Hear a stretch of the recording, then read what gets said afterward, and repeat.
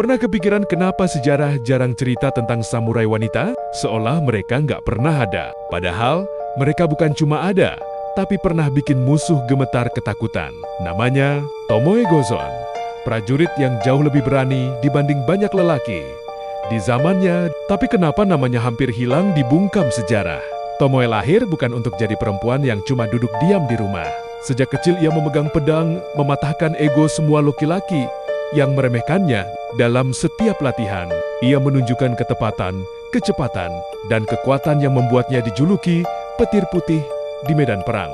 Ketika perang Genpei meletus, Tomoe ikut turun ke garis paling depan. Darah berceceran, pedang saling beradu, dan bau besi memenuhi udara. Tomoe menghabisi musuh satu persatu dengan keberanian yang sulit dipercaya. Bahkan para komandan bersenjata lengkap pun mundur ketika wajahnya muncul di kabut perang. Namun, kemenangan bukan berarti kebahagiaan. Tomoe selalu dianggap pengecualian, bukan pahlawan seperti para pria. Orang memujinya, tetapi juga menganggapnya aneh, tidak pantas. Melawan kodrat, tekanan itu menghantui Tomoe setiap malam.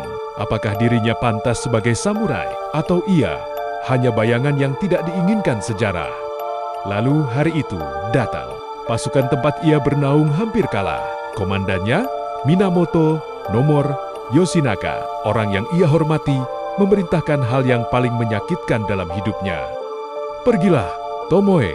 Seorang wanita tidak seharusnya mati di sini bersama kami. Hatinya retak. Ia ingin bertarung sampai akhir bersama mereka. Tapi, jika ia menolak, ia akan mencoreng nama orang yang ia lindungi. Dengan amarah bercampur air mata, Tomoe melakukan hal yang tak terbayangkan.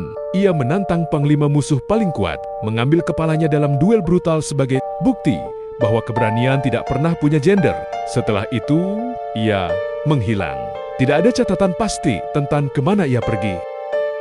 Tidak ada makam. Tidak ada makam. Tidak ada kepastian kematian. Sejarawan berdebat. Apakah ia mati tanpa kehormatan seorang samurai?